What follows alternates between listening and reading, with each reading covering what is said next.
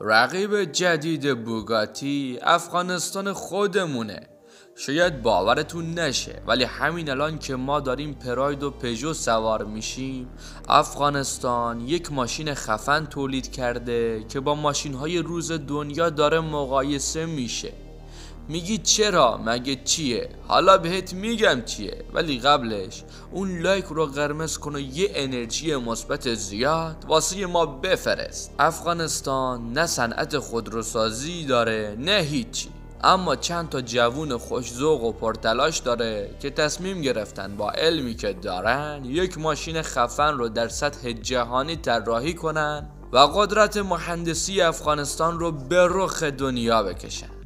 اسم این ماشین 29 مرغه ببخشید 30 مرغه که همین چند وقت پیش در نمایشگاه ژنو 2023 در پایتخت قطر رونمایی شد. 30 مرغ که به عنوان اولین ماشین افغانستان شناخته میشه، فکت های خفنی پشتش داره که مطمئناً پشمریزونه. مثلا اولین نکتهش اینه که محمد رضا احمدی سازنده این ماشین تحصیلاتش رو در ایران گذرونده. فکر کنم دیگه پشمات ریخته.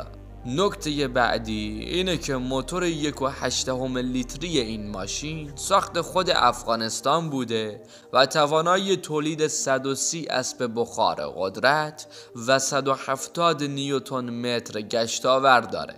نکته خفن بعدی سیستم تعلیق پیشرفته مولتی لینک به کار رفته در این ماشینه که باعث میشه 30 مرغ در پیچ ها چسبندگی و ثبات خوبی داشته باشه. همه اینها رو گفتم که تهش بهتون بگم افغانستان به ما ثابت کرد که در تمامی شرایط، حتی در این شرایط بد و محدودیت هایی که در افغانستان هست، باز همیشه یک حرکت خفن انجام داد و یک ماشین خفن تولید کرد. به امید روزی که ما ایرانی ها هم بتونیم یک ماشین خفن بومی خودمون رو تولید کنیم